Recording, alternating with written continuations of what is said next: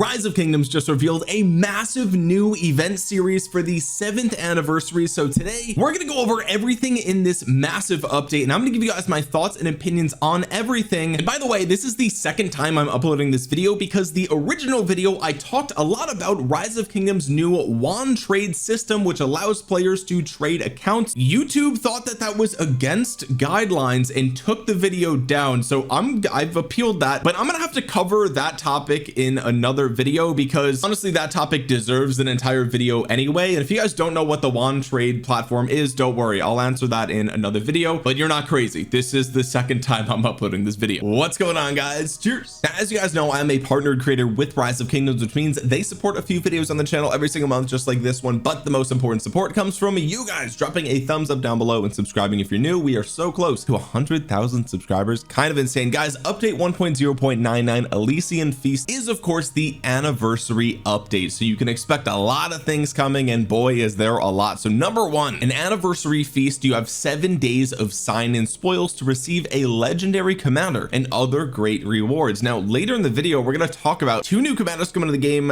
Are they legendary? Are they not? We don't really know, but we'll talk about that in just a minute. We'll also get to take a look at our Rocky yearbook, which we've seen in the past, which is really nice. A grand reunion, bring back old friends. So this is basically the event where if people come back to the game and use your code, everybody gets a bunch of different nice rewards, which is really cool. Elysian treasures, open chests and earn the riches of Elysium. Fisherman's Fortune is back, so this is the fishing event. The melon market is back, which everybody loves. Desert Tracks is also a great event that comes around every year for the anniversary. The Circus of Wonders as well. We have the Alliance quiz, okay, Race Against Time. So really we have so many events coming with this anniversary event series, which is kind of crazy. Then we have the new Zenith of Power. Gain power and earn a brand new city theme. New Zenith of Power content, Zenith badges and Zenith shop. So as you guys know, we recently discussed on the channel that they will be changing how Zenith of Power works, and here they go into a little bit more detail. Okay, increase your power during the event to earn Zenith badges, which can be exchanged in the Zenith shop for the current city theme, the current theme effect,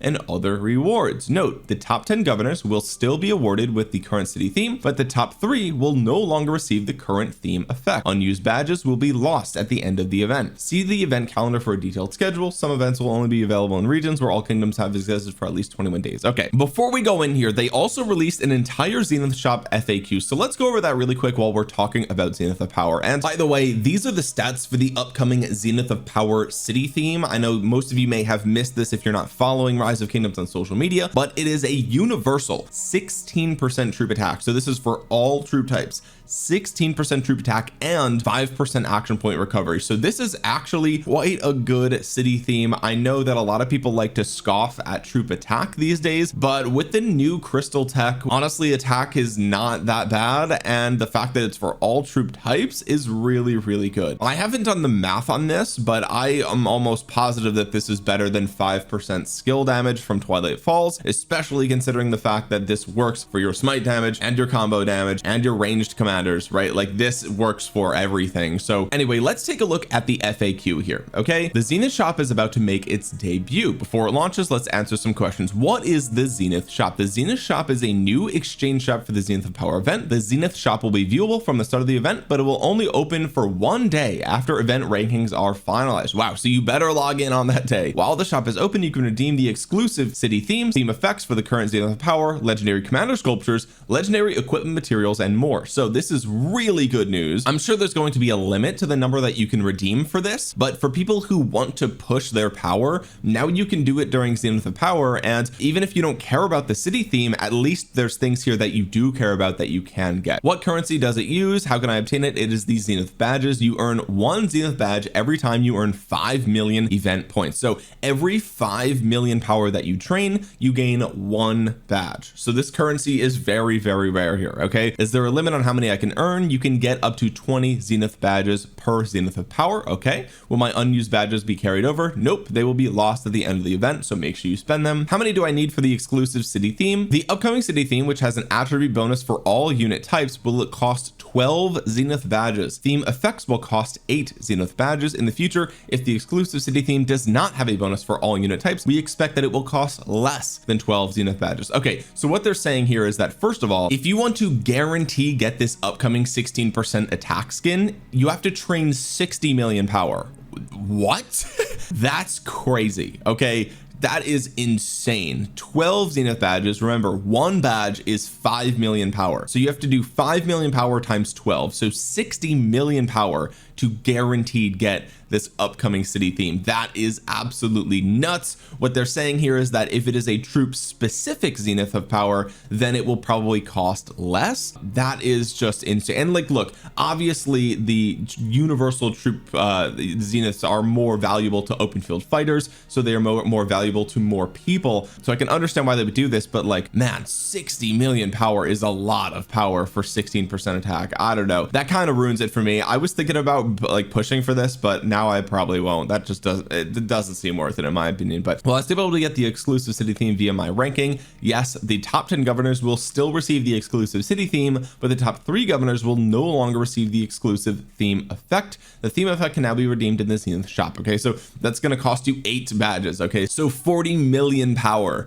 just to have a cute little thing on your city. That's wild. I'm curious, like, who's even gonna get that? Who's gonna train 40 million power for a little cosmetic? It's got to be the coolest cosmetic in the game. I don't know. Anyway, that's everything that we have to talk about for the Zenith of power. They're gonna change the amount of badges that you need depending on the buffs to the city. I think there are pros and cons to this, and we'll talk about this. Maybe I'll make another video talking about the changes for Zenith of power and whether I think it's good for the game or bad for the game. Let me know in the comments if that is a video that you are interested in. But at least now there are, you know, more than 10 people can get it every time, but it is really expensive to guaranteed get this one, so I don't know how I feel about that. Anyway, moving on with the update here, a new version of the attack march command will soon be pioneer tested. I'm really excited to see this actually in game, in action. As you guys know, attack march is really good for mobile players and people who maybe don't have the best connection. They can sometimes, you know, set their army to attack and maybe it will do okay. A lot of times they, you know, the armies tend to like fall into enemy territory and fall into the enemy ball, and then you actually trade horribly. So it's like it's a double-edged sword thing, right? Where it's like, I can see why some players like it, they use it, but it's not great. And if they're making it even better, then I mean, man, we are getting to the point where, you know, how good is attack march going to be, to the point where maybe you don't even really need to pay that much attention to battles, right? Maybe you can be sitting at your desk at work and just have your phone over here with the new attack march just fighting for you. Who knows? We'll have to wait and see how good this actually is when it comes into the game. Again, I think there are pros and cons to this, but I think for the majority of players who really play more casually, I think that this is a really good update for them. Whether it's great for the game as a whole, maybe I'll talk about that in another video when we actually get to see this in play. Here they talk about the new formation that they've announced. Now this actually is already showing up in game. If you come all the way down to the bottom here, it says coming soon, new formation, double line, 10% march speed if you're marching towards barbarians. So of course a very powerful very powerful formation coming into the game. Okay, you can get this from traveling, dispatching, formation choice chests, all the ways that you would normally get armaments here. There's going to be special inscriptions, of course, and they are going to add a special inscription for Falcon's Pride, the double line flag. Okay, so very cool. This is not a formation that I think most people are really going to focus on, but who knows? Here we have new commanders. Casimir III and Pepin III are coming soon. You'll be able to recruit these brand new commanders in future events, and that's literally it. They don't tell us anything about them. Are they epic commanders? Are they legendary commanders? What troop type are they? Is this part of, like, I don't think this is part of the normal release cycle, because normally, like this, they said that we're getting them from brand new events, future events, right? And I mean, I guess technically the Mightiest Governor event is an event, but like, I don't know, is this the new Cav commanders revealed, or is this completely something else entirely? I mean, if we take a look here on Wikipedia, Casimir III the Great resigned as king of Poland. He also became king of Ruthenia. Sorry if I mispronounced that here. He reformed the Polish army and doubled the size of the kingdom. We also have Pepin the Short. Okay, he was the son of the Frankish prince Charles Martel and his wife Rotrud. So we're getting Charles Martel's son in Rise of Kingdoms. Really crazy stuff here. Are they going to be part of a special kvk story? I think that that could absolutely be the case, but yeah, crazy shadow drop here. I'm excited. I want to know more about this. Anyway, improve the visuals of Minamoto and Cao Cao's active skills. Very cool stuff here. Love to see that. Great for the early game, right? Revamped Lost Kingdom and Season of Conquest. We'll be pioneer testing the new acclaim feature in certain Lost Kingdoms.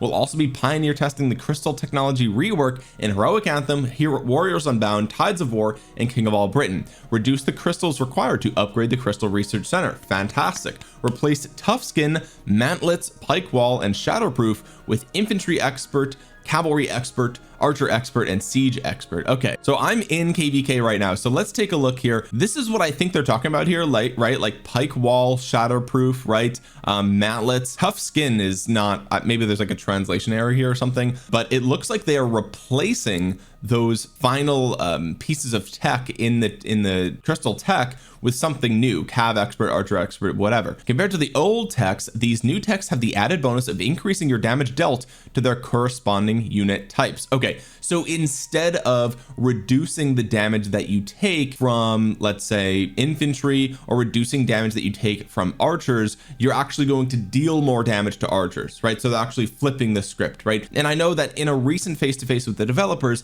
people mentioned that they felt like battles were taking a little too long now that the new crystal tech has been in the game. I personally disagree. I mean, so far I haven't experienced that in my current kvk. I feel like battles are fine. I like the fact that you can actually like fight and actually be out in the world and fight people and whatever, but of course it's only been our first zone fighting, right? So maybe a lot of people don't have these buffs yet, and this is 10% damage taken reduction. So maybe later, like in Kingsland and things like that, maybe these techs specifically like really slow down battle, right? And also when more people have like maxed out health and stuff like that. I don't really know, but again, I've not experienced that myself, but either way, they are changing this already to deal more damage to those troop types. Okay, so that is a new change. Some people might be excited about that, other people maybe aren't. I can't really weigh in here. I don't have enough experience with those. I mean, I've literally never even gotten to experience these yet, and they're already changing it. So moving on, they're adjusting the order of some technologies. See in game for more details. Very interesting stuff here.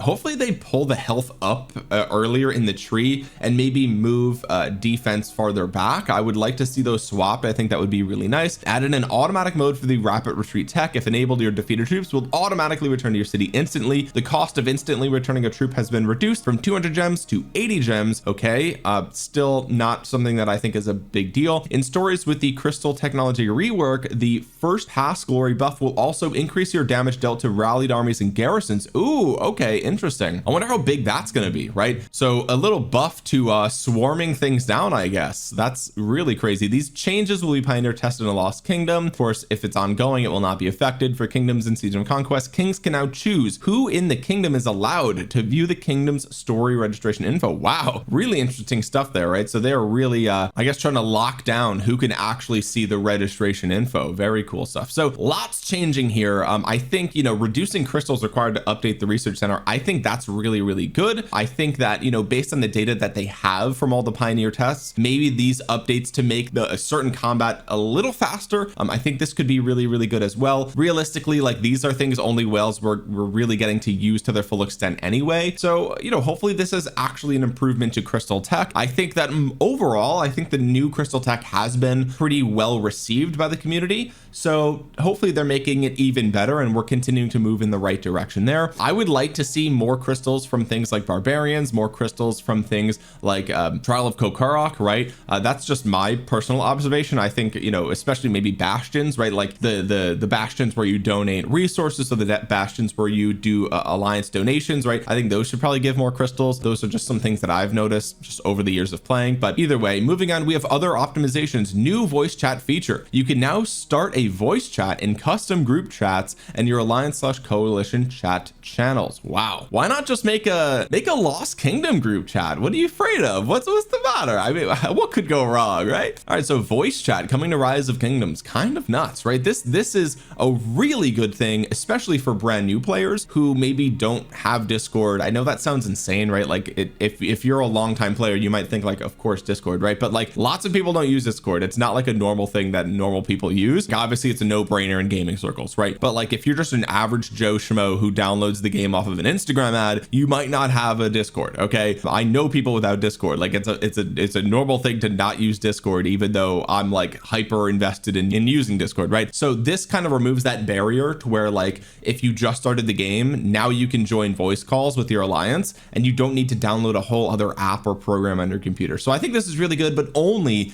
if it's actually good. Like the audio quality has to be as good or better than Discord, otherwise people are just going to keep using Discord, right? Optimized alliance officer permissions to edit the alliance profile have been moved to the info management permission category. Okay, cool. Optimized skill preview animations for unrecruited commanders will now show damage numbers. Wow, okay, that's pretty cool. Commander strategy optimization, commander strategies will now show you how many talent points are required for the strategy. Okay, pretty cool, guys. As always, put in the survey here, tell them what you think about this update. Do you think this is good? Do you think this is bad? Let them know by clicking that link. I think overall, like all of the stuff in this update is pretty good. I think the Zenith of Power thing is the only thing that's slightly questionable, but like really, I mean, yeah, like I don't know, 60 million power is kind of crazy, but everything else I feel like is pretty good stuff. Usually the anniversary event has a lot of value, right? It has a lot of really great things that you can get here. Really good for free-to-play players, this anniversary event. So it's a one-time per year thing.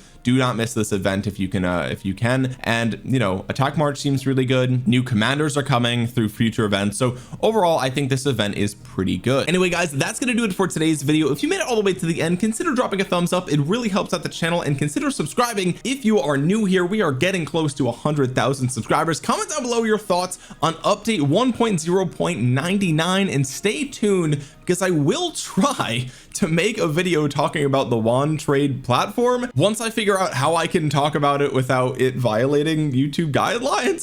I don't know. Anyway, guys, thank you so much for watching. This has been Omniarch. I'll talk to you guys again soon. Peace.